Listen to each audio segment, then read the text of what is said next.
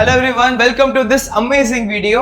இந்த வீடியோல உங்க 12th முடிச்ச ஃபர்ஸ்ட் அட்டெம்ப்ட்ல நீட்டை எப்படி கிராக் பண்ணி ஒரு கவர்மெண்ட் மெடிக்கல் காலேஜ்ல MBBS சீட் வாங்குறதுன்னு டீடைலா ஸ்ட்ராட்டஜி டிஸ்கஸ் பண்றேன். இத சொல்ற நான் யாருன்னா டாக்டர் சுதர்ஷன். நீட் 2019 என்னோட 12th முடிச்சு ஃபர்ஸ்ட் அட்டெம்ப்ட்ல கிராக் பண்ணி கவர்மெண்ட் ஈரோடு மெடிக்கல் காலேஜ்ல MBBS சீட் வாங்கினேன். இந்த 6 வருஷமா நான் ஜஸ்ட் MBBS மட்டும் படிக்கல, இது கூடவே நான் எப்படி ஃபர்ஸ்ட் அட்டெம்ப்ட்ல நீட் எக்ஸாமை கிராக் பண்ணோம் அந்த ஸ்ட்ராட்டஜிஸ் எல்லாத்தையுமே என் சேனல்ல சொல்லிட்டு இருந்தேன். இது மட்டும் இல்லாம 6 இயர்ஸா என்னோட ஆப் நீட் ஸ்ட்ராட்டஜிஸ் தமிழ்ல பிசிக்ஸும் சொல்லி கொடுத்துட்டு இருக்கேன். thousands ஆஃப் பீப்புளை நான் ட்ரெயின் பண்ணிருக்கேன். அதுல பல பேர் இப்போ வேரியஸ் கவர்மெண்ட் மெடிக்கல் காலேஜஸ்ல இப்போ MBBS படிச்சுட்டு இருக்காங்க. இது என்னோட 7th இயர் ஆஃப் கோச்சிங். இந்த என்டையர் இயர்ஸ் ஆஃப் எக்ஸ்பீரியன்ஸ்ல நான் ஒரு விஷயத்தை நோட் பண்ணேன்.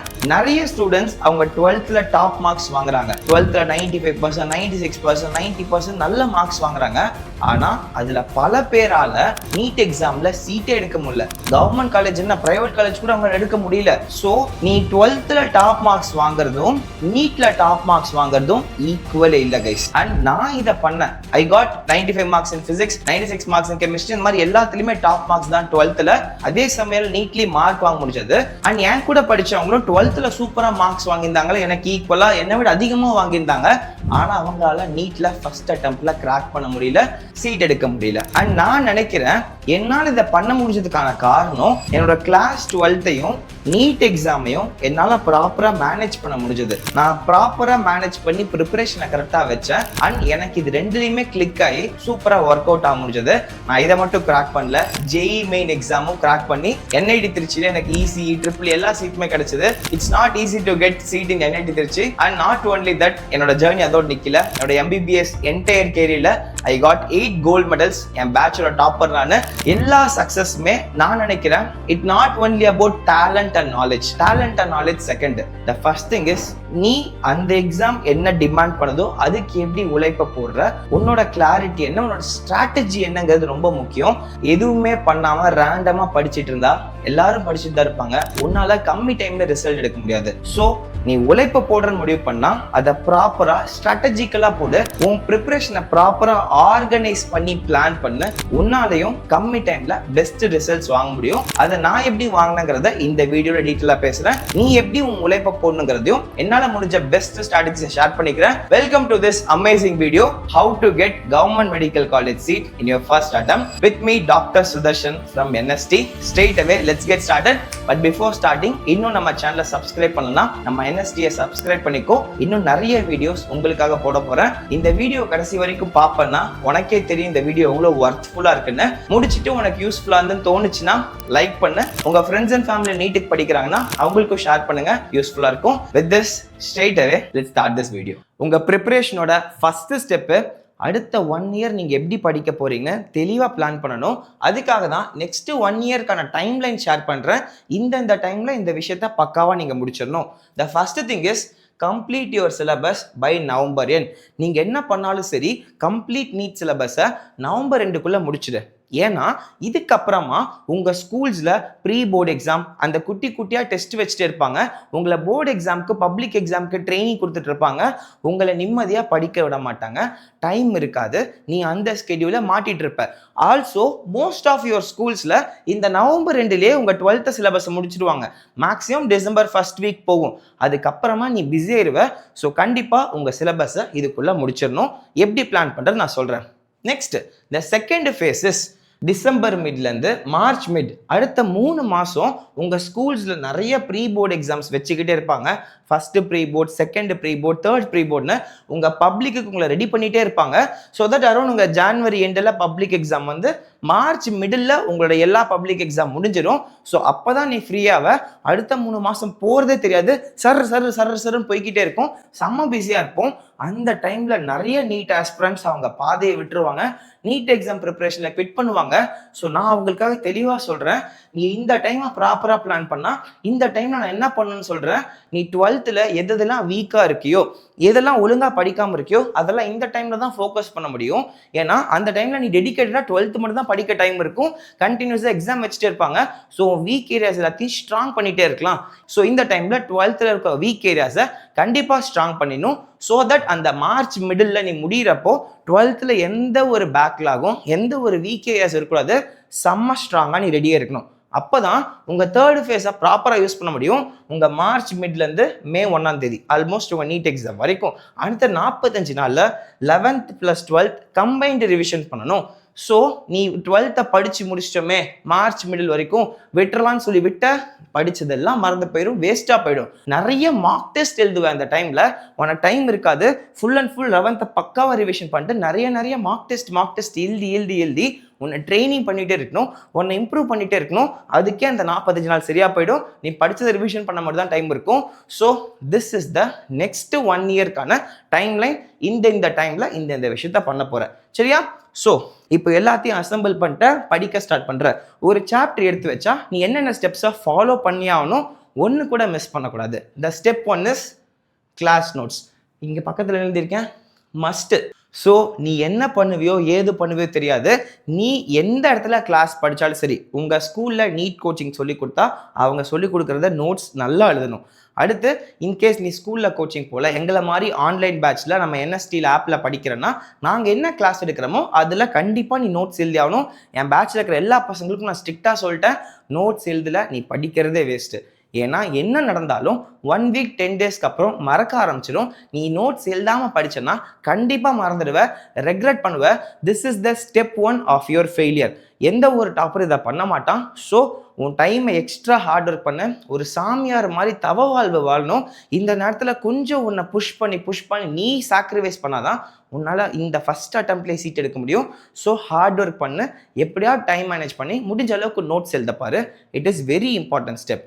ஸோ இந்த நோட்ஸ் எழுதி முடிச்சுட்ட ஒரு சாப்டருக்கு உங்கள் கிளாஸ் பார்த்தோம், எங்கள் வீடியோஸ் பார்த்தோம். Second step is NCERT reading. Guys, chemistry and பயாலஜிக்கு கண்டிப்பாக உங்கள் NCERT புக்ஸை chapter wise line by line படித்தாகணும். உங்கள் நீட் எக்ஸாமில் கொஷின்ஸ் இந்த லைன்ஸ்லேருந்து தான் கேட்பாங்க.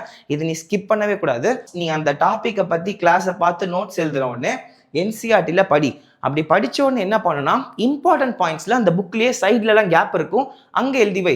இல்லைன்னா என்னோட பெஸ்ட் ஆப்ஷன்னா நான் ஃபாலோ பண்ணது இந்த நோட்ஸ் இருக்கு பார்த்தியா, இந்த நோட்ஸே கொஞ்சம் கேப் விட்டு எழுதுவேன், கொஞ்சம் சைட்லாம் ஸ்பேஸ் விட்டு எழுதுவேன். ஸோ தட் இந்த NCERT படிக்கிறப்போ ஏதாவது ஒரு சில பாயிண்ட்ஸ்ல எனக்கு தோணும், நல்லா இருக்கே இந்த பாயிண்ட்டு, ரொம்ப இம்பார்ட்டன்ட் பாயிண்ட்டு, இந்த பாயிண்ட்ல நம்ம நோட்ஸ் எழுதி வச்சுக்கணும்னு நினைப்பேன். அது எல்லாத்தையுமே கொண்டு போய் சைடில் என் கிளாஸ் நோட்ஸ் எழுதி வச்சிருவேன். ஸோ இந்த டாபிக் நான் படித்தேன்னா இதுக்கு ரிலவெண்ட்டாக நான் நோட்ஸ் எழுதியிருப்பேன்ல, அதுக்கு பக்கத்துலேயே போய் இங்கு கலர் வேற கலர் பென்ல ஹைலைட் பண்ணி ஸ்டார் போட்டு NCERTன்னு மார்க் பண்ணிடுவேன். ஸோ தட் நான் செகண்ட் டைம் அந்த டாப்பிக்கை படிக்க வரப்போ நல்லா அந்த பாயிண்ட்ஸ் ரிவிஷன் பண்ணிப்பேன். அதுலேருந்து நிறைய கொஷின்ஸும் எனக்கு நீட்டில் கேட்டாங்க. ரொம்ப யூஸ்ஃபுல்லாக இருக்கும் இந்த ஒரு டிப்பு. நெக்ஸ்ட் 3வது விஷயம், topic wise MCQ solving.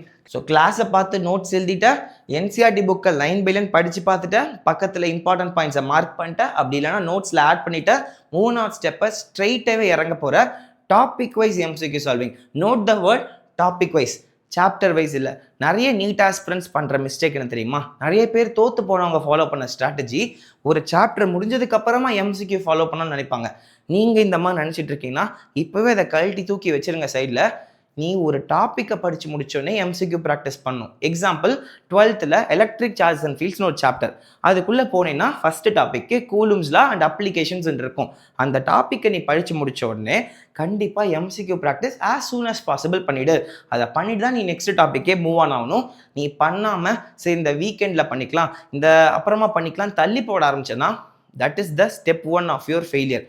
Failure ஆரம்பிச்சிருச்சுன்னு அர்த்தம். நீ தள்ளி போட ஆரம்பிச்ச கடைசியில் பண்ணிக்கலாம், அந்த சாப்டர் முடிச்சுட்டு பண்ணிக்கலாம்னு நினச்சேன்னா உன்னால் எஃபிஷியண்ட்டாக படிக்க முடியாது. அது போய்கிட்டே தான் இருக்கும், கடைசி வரைக்கும் முடிக்க முடியாது. நீ லேட்டாக படித்தாலும் அந்த அளவுக்கு எஃபிஷியண்ட்டாக இருக்காது. நீ டாப்பிக்கை படித்து செம்ம டச்சில் இருப்ப, அப்போவே MCQவை நல்லா சால்வ் பண்ணி முடிச்சோன்னா சூப்பராக இருக்கும். ஸோ இது எங்கெங்க சால்வ் பண்ணுறதுன்னு டவுட் இருந்தால் இதுக்காக தான் நீங்கள் கோச்சிங் போகாதவங்களா இருக்கீங்களா, ஒரு புக்கு வாங்கிக்க சொன்னேன், நான் கைட் பண்ணுறேன். இல்லை நீங்கள் ஆல்ரெடி எங்கேயோ ஒரு ஸ்கூலில் நீட் கோச்சிங் எடுக்கிறாங்க, எங்கேயோ ப்ரைவேட் கோச்சிங் போகிறீங்கன்னா அங்கே உங்கள் மாடியூல் கொடுப்பாங்க, அதுலேயே அந்த டாபிக் முடிச்சு MCQs கொடுப்பாங்க, அதை சால்வ் பண்ணிக்கோ.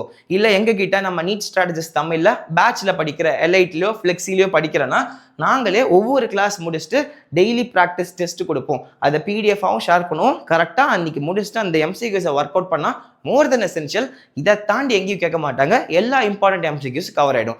ஸோ கிளாஸ்லேயே கொஞ்சம் எம்சிக்யூஸ் முடிச்சிருவோம். இது இல்லாமல் எக்ஸ்ட்ரா எம்சிக்யூஸ் கிடைக்கும். இதை ஒழுங்காக ப்ராக்டிஸ் பண்ணாவே உன்னால் அந்த டாப்பிக்கை அப்போ தான் ப்ராப்பராக படித்து முடிக்க முடியும்.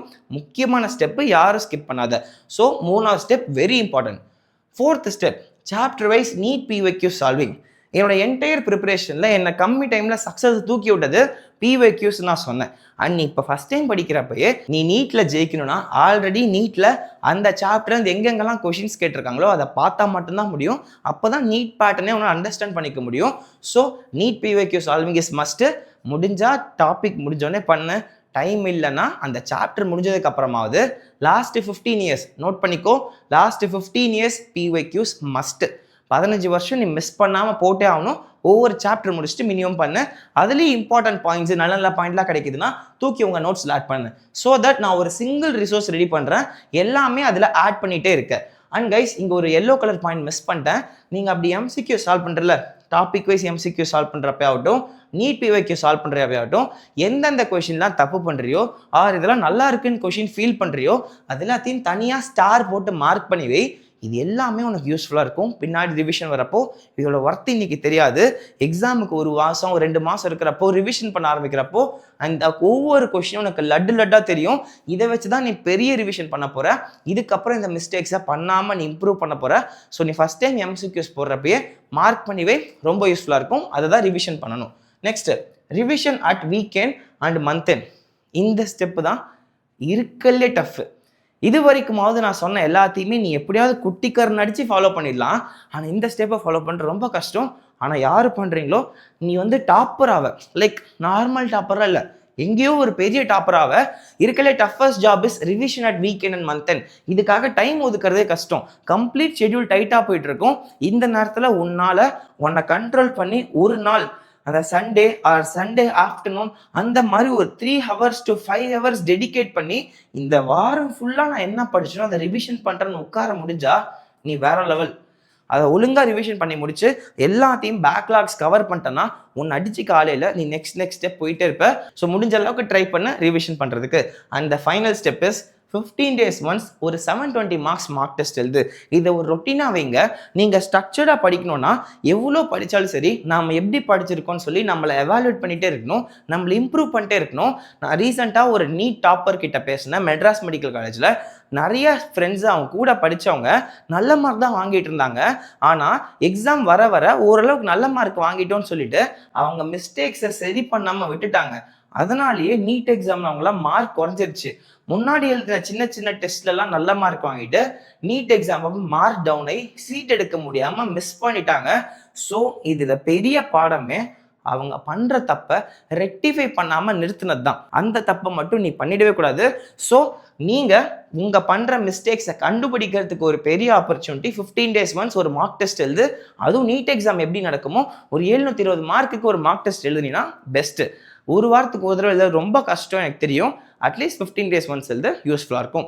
ஸோ இது எல்லாமே சும்மா வராது, இவரை பண்ணாதான் வரும். Ultimate hard work. நீ ஹார்ட் ஒர்க் பண்ணால் அதுக்கு ரிசல்ட் இருக்குது. அண்ட் ஹார்ட் ஒர்க் மட்டும் பத்தாது. அடுத்த ஸ்லைடில் முக்கியமாக வச்சுருக்கேன் திஸ் மேன் கன்சிஸ்டன்சி. 1 நாள் 2 நாள் பண்ணிட்டு 3ஆம் நாள் படுத்துருவோம். அதை பண்ணினா நீ ஜெயிக்க முடியாது. கன்சிஸ்டண்ட்டாக ஹார்ட் ஒர்க்கை போட்டுக்கிட்டே இருக்கிறது யாரோ அவங்களால மட்டும்தான் ஜெயிக்க முடியும். அப்ஸ் அண்ட் டவுன்ஸ் இருக்கும். ஒரு சில நாள் பண்ண முடியும், ஒரு சில நாள் பண்ண முடியாது. ஆனால் அடுத்த நாள் நீ மீண்டு வந்துடணும். என்ன நடந்தாலும் மீண்டு வந்து அந்த பிரேக் விடாமல் நீ கண்டினியூ பண்ண ட்ரை பண்ணணும். இதுதான் கன்சிஸ்டன்சி. இந்த கன்சிஸ்டன்சியோடு நான் சொன்ன எல்லா ஹார்ட் ஒர்க்கும் நீ போட்டேன்னா இவங்க உனக்கு தான். White coat and stethoscope, prestigious white coats and stethoscope உனக்காக தான். யூஸ் பண்ணி நல்லா ஹார்ட் ஒர்க் பண்ணு. ஸோ இது மட்டும் இல்லாமல் இன்னும் ஒரே ஒரு விஷயம் உங்ககிட்ட ஷேர் பண்ணிக்கணும். This is the feedback given by students of NST. நம்ம ஆப்பில் எலைட் பேட்ச்னு சொல்லிட்டு இந்த நீட் 2027க்காக கிளாஸஸ் எடுத்துகிட்டு இருக்கோம். ஸோ அதில் ஒரு வாரம் படித்து முடிச்சதுக்கப்புறம் ஃபிசிக்ஸ், கெமிஸ்ட்ரி, பயாலஜி வந்து எப்படிலாம் படித்தோம், எவ்வளோ யூஸ்ஃபுல்லாக இருக்குன்னு சொல்லி ஒவ்வொருத்தரும் அவங்க ஃபீட்பேக்கை ஷேர் பண்ணிக்கிட்டாங்க. கிளாஸஸ்லாம் நல்லா புரியுது, எம்சிக்யூஸ் நல்லா போட வருதுன்னு சொல்லி அவங்கவுங்க ஒவ்வொருத்தரும் அவங்க என்ன நினச்சாங்களோ அதை ஃபீட்பேக்கை ஷேர் பண்ணியிருக்காங்க. ஸோ இப்போ தான் கிளாஸ் ஆரம்பித்து 11th யாரெல்லாம் மிஸ் பண்ணாங்களோ அவங்களுக்கு சரி பண்ணுற மாதிரி ஒரு schedule complete time table day by day time table கொடுத்து கிளாஸஸ் எடுத்துகிட்டு இருக்கோம். ஸோ இது எல்லாமே அவங்க கொடுத்த கிளாஸஸோட ஃபீட்பேக் தான். ஸோ இந்த மாதிரி நிறைய ஃபீட்பேக்ஸ் அவங்க கொடுத்துருக்காங்க. ஸோ அந்த ஷெட்யூல் வேணால் ஷேர் பண்ணுறேன், நீங்கள் பாருங்கள். எங்கப்பா அந்த schedule? Yeah, here is the schedule. So இந்த ஃபேஸ் 1க்கான ஷெட்யூல் ஃபவுண்டேஷன் பேட்ச். யாரெல்லாம் வந்து 11th ஒழுங்காக படிக்காமல் மிஸ் பண்ணி நீட் எக்ஸாம் பாயிண்ட் ஆஃப் வியூவில் ஸ்ட்ராங் ஆகாமல் இருக்காங்களோ, இந்த ஹாலிடேவை யூஸ் பண்ணி சம்மர் ஹாலிடேஸ் இந்த மே மந்த் எண்டுக்குள்ளே நாங்கள் 80% ஆஃப் த 11th சிலபஸை கவர் பண்ணுறதுக்கு ஒரு பிளான் போட்டிருக்கோம். அது ஃபஸ்ட்டு ஃபேஸோட ஷெட்யூல் இது. ஸோ ஃபிசிக்ஸில் உங்கள் பேசிக்ஸ் எல்லாமே நிறைய பேருக்கு தெரியாமல் இருந்தது. ஸோ ஃபவுண்டேஷன் பேட்ச் போட்டு எதெல்லாம் பேசிக்ஸ் தெரிஞ்சிருக்கணுமோ அந்த எல்லா பேசிக்ஸ் கெமிஸ்ட்ரி ஃபிசிக்ஸ்லாம் சொல்லிக் கொடுக்க ஆரம்பித்தோம். ஸோ இது தெரியாமல் நிறைய பேரால் நீட் எக்ஸாமில் மாஸ்டர் பண்ண முடியாது. ஸோ இதுக்காக டெடிகேட்டடாக டெய்லியும் என்ன வீடியோ பார்க்கணும், எவ்வளோ டியூரேஷன் இருக்குது, அதை முடிச்சுட்டு எவ்வளோ நேரம் ப்ராக்டிஸ் பண்ணணும்னு சொல்லி பயாலஜி ஃபிசிக்ஸ் கெமிஸ்ட்ரிக்கு பார்ட் பை பார்ட் நாங்கள் ஒவ்வொன்றா சொல்லிக் கொடுக்க ஆரம்பித்தோம். ஸோ இதான் அதோட ஷெட்யூலு. April 16th வரைக்கும் இந்த ஷெட்யூல் போகும். ஸோ பயாலஜி ஃபிசிக்ஸ் கெமிஸ்ட்ரியில் ஒரு சாப்டர்ஸ் கவர் பண்ணுறோம். இதை முடிச்சதுக்கு அப்புறமா நாங்கள் ஒரு டெஸ்ட் மாதிரி பிளான் பண்ணியிருக்கோம். April 19th அன்னைக்கு ஒரு பெரிய டெஸ்ட். ஸோ இந்த 16 நாள் என்ன படிச்சாங்களோ அது எல்லாத்தையுமே அவங்க படிச்சு முடிச்சு ஒரு டெஸ்ட் எழுதுவாங்க. And after the test April 20லேருந்து செகண்ட் ஃபேஸ் ஷெட்யூல் ஆரம்பிக்குது. இந்த செகண்ட் ஃபேஸ் வந்து இந்த April 20th ஆரம்பிச்சு மே மாதம் 31 வரைக்கும் போகும். ஸோ இந்த சம்மர் ஹாலிடேஸ் ஆர் இந்த ஸ்கூல் டைம் கம்மியாக இருக்கிற நேரத்தில் ஃபுல் ஹார்ட் ஒர்க் போட்டு உங்கள் 11th நீங்கள் சரி பண்ண முடிஞ்சால் 12th படிக்க ஷெட்யூலை ப்ராப்பராக சரி பண்ணிக்க முடியும். So most of the tough சாப்டர்ஸை நாங்கள் இந்த டைமில் டார்கெட் பண்ணியிருக்கோம்.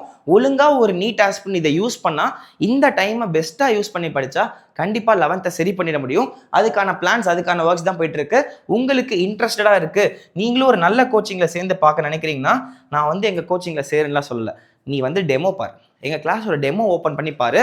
இதுக்கு எதாவது கைட் பண்ணுவேன்னா, இது கைடன்ஸ் எதாவது வேணும்னா இந்த நம்பருக்கு கால் பண்ணுங்க, அவங்களுக்கு ஹெல்ப் பண்ணுவாங்க, கைட் பண்ணுவாங்க. அண்ட் இந்த வீடியோட லிங்க் டிஸ்கிரிப்ஷன்லையும் கமெண்ட் செக்ஷன்லையும் ஒரு லிங்கை பின் பண்ணி வைக்கிறோம், கூகுள் ஃபார்ம். அந்த கூகுள் ஃபார்ம் ஃபில் பண்ணுங்க. If you're interested to join the batch or இதை பற்றி டீட்டெயில்ஸ் தெரிஞ்சுட்டு நீங்கள் ப்ராப்பராக படிக்க ஆரம்பிக்கணும், ஒரு டெமோ பார்க்க நினைக்கிறீங்கன்னா பார்த்துட்டு உங்களுக்கு சாட்டிஸ்ஃபைங்காக இருக்குது, நல்லா படிப்பீங்கன்னா சேருங்க.